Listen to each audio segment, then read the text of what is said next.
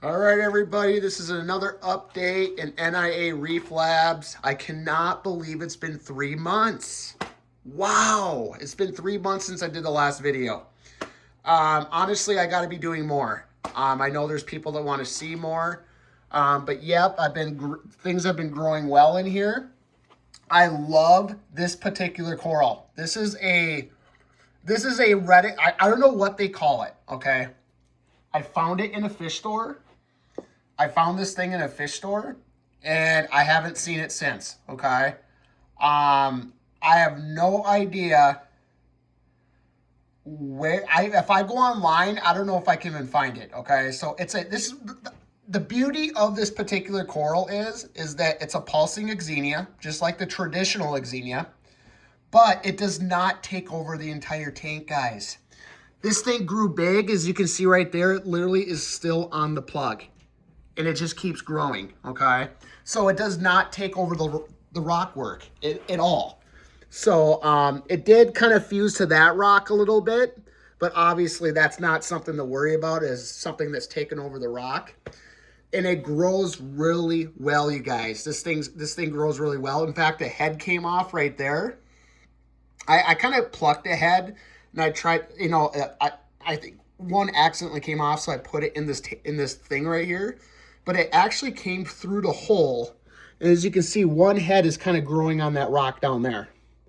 So I'm loving this. My goal here in the lab, in this facility, is to grow as many of these as I can. I got more frag. These are all frags, by the way, okay? Now, this coral, on the other hand, I don't know what it's called. It's pink. It looks like an exenia, but it's not a pulsing exenia. It does not pulse. But this kind of takes over the rock more. As you can see, it spreads around. The original frag is right there, and then it just kind of spreads around. The good news is it's not hard to get rid of. So even if this stuff takes over the tank, it's really easy to pluck off the rock if you have too much of it in your tank. I kind of cut heads off here and there, and I put it into this basket right here, and I just let it fuse. And I got a lot of frag heads right here. I mean, if I were to sell these, they'd be between 10 and 20 bucks. If anybody wants to take some off my hand and go, be my guest. But these red exenias right here, I don't want to sell these. In fact, I'm trying to grow as many colonies of that as I can, just because these things are really, really good. I mean, they pulse. They do exactly what the traditional exenia does, but it doesn't really take over the entire tank, okay? And I just said that a minute ago, and I love the red. But anyways, there's some other corals in here. This is growing really well. I love this coral, this leather coral. I'm not good with coral names, okay? So if I don't name a coral name, please forgive me. I'm really bad with names. I just come up with it in my own head. So forgive me if I'm not correct about the name. But yeah, this thing's really good. The thing is with this is that this is really picky. If I could cut off an end right there and put it into that rock bin, and it could take weeks for it to fuse to that rock. I don't know if I'm doing something wrong or what's going on, but it's a really picky coral. But I have successfully fragged it. I have a couple frags right back there. And my goal is to grow more of these because I really love this coral. I want to get a couple more. I want to get another colony or two of that. But yeah, so that's about it. This stuff frags really easy. Give it a few days, a week, it will be on a rock instantly. So, but yeah, everything's going well. I'm kind of still having trouble with Acropora in this facility, in this tank. I don't know what to say. I know this Acropora's never died. This one has always been alive. I think that one right there, as you can see the end right there, I think that's growing a little bit. And I don't have a problem growing bird's nest in here, but the problem is that I've had issues with them. All of a sudden they just die. Who knows? I mean, I check the water quality all the time. I check the alkalinity. I check everything. Everything's pretty consistent. So all of a sudden one day it just flares up and is gone. I have no idea. It could just be some kind of trace element in the tank that I can't test for, or some kind of something in the tank where I can't test for that changed and it bothered the coral. And that's all you can really do is when these corals, guys, when they go up in flames like that, even though you're doing everything right and you're testing everything and everything is consistent, 9 times out of 10, it's just another element in the tank that something happened with it, and it's an element that you cannot test for unless you get an ICP test. So, and there's nothing you can really do about it. It's just the way it is. So I ignore it. I just keep going. Even with these frags, it's weird. I have all these frags here of this that came off of this exact colony right here. And even some of those frags get upset. Some of them in the middle got really upset, got stressed out, while this frag was fine, while this colony was fine. And it all came from the same coral and that's in the same tank. It didn't change water. So it's weird. It's incredibly weird. There's no explaining it. So that I want to say. And then over here, I finally got the copper decontamination out of the tank. I made some major mistakes. I had last summer, this tank was having problems with the heat. And you're not going to believe what I did, but I went out and bought a used chiller thing or whatever you call them. And then when I put the head on the chiller, it was copper. So the water that was going back into the tank, the head of that, I went into Lowe's. I was like, oh, this is perfect. It's metal. And I didn't know it was copper, and I didn't even know copper was bad. So it literally contaminated this tank so bad that I thought I lost $3,000. I mean, this was a lot of money. I mean, these tanks are not cheap. So what I did is I took vinegar and I scrubbed everything head to toe. I even put pure vinegar in this tank, guys, okay? Pure vinegar. I didn't even water it down.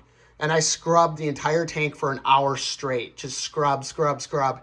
And then I took apart every single, I took apart the pumps, everything, every single part. And I scrubbed every single part with vinegar. And then after that, I put baking powder in the tank to neutralize the vinegar, because even the vinegar is toxic to corals too. So I had to put baking powder in here to neutralize the vinegar. Same with the parts. And then I pretty much filled it up and, drained it out 20 times, literally. And it's everything's happy. Nothing's happened. So finally, this tank is kind of running up, doing well again.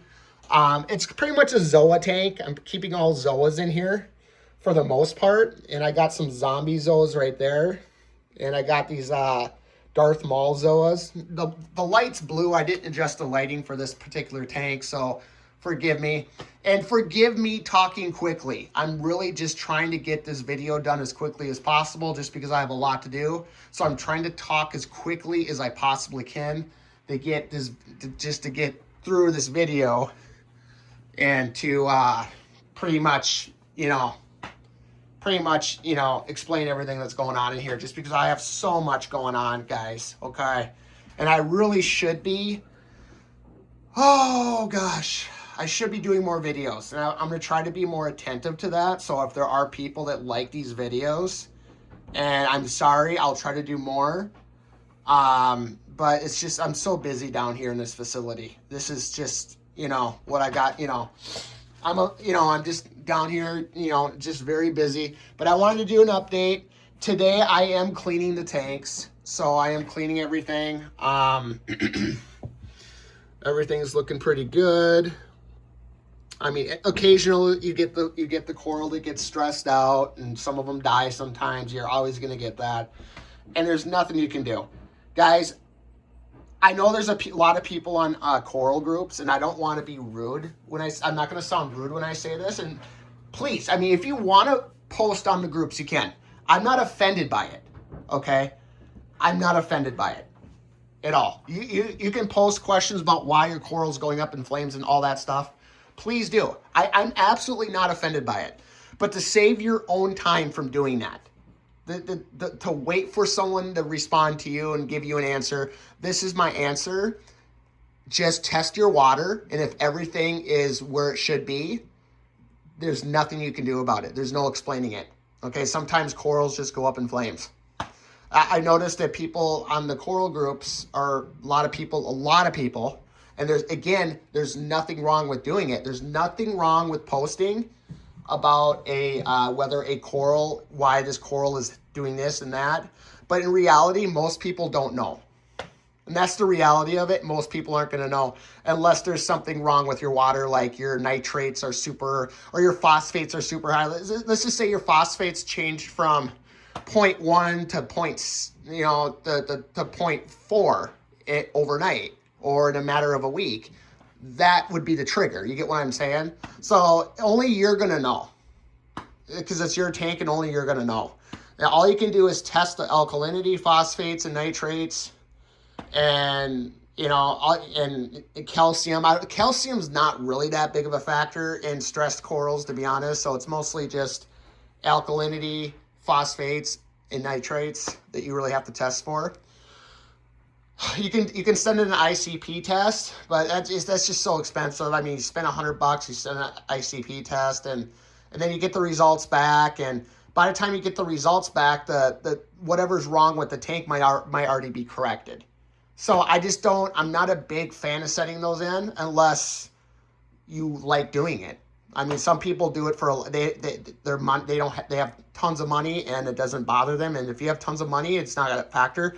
Send one in every 2 weeks and get consistent results back. That's not a bad idea. But my point is, so you don't have to wait for someone to respond to you on these groups and give you, to be honest, there's a lot of toxic people on those groups too. They're just going to be rude when you upload questions like that. I don't even go on groups anymore on Facebook at all, because the second you ask a question or do anything, there's always somebody that thinks they have to be rude. So I'm going to answer a question for you. If a coral goes up in flames, all you got to do is test your parameters, and if everything looks good, where it should be, there's no explanation for it. Nobody's going to know the answer for that.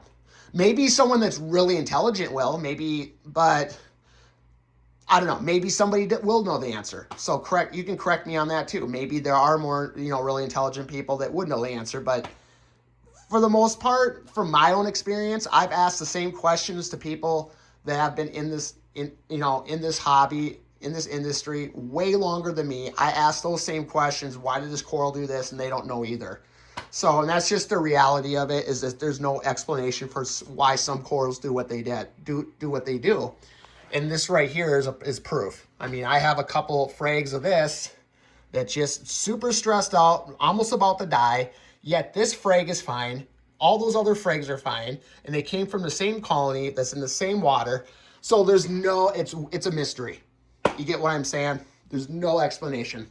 It could be any little weird nano molecule or something that would require $1 million to figure out what it is. You know what I mean? So it's $1 million question. So just to save you the hassle, if you made it this far in the video, okay, if you have a coral that goes up in flames, all you got to do is just test everything. And if you have some people like to keep their elk around 8 or 9. I keep mine around 7 too, just because the ocean is 6-8. Why bring it up higher? I don't know. So anyways, I'm going to end it there. That was my update. I went quick. I had to talk quick today just because I have a lot of work to do, and I really needed to get this out and just get it done. So have a good day. Have a good night, wherever you are, whatever time it is. Goodbye.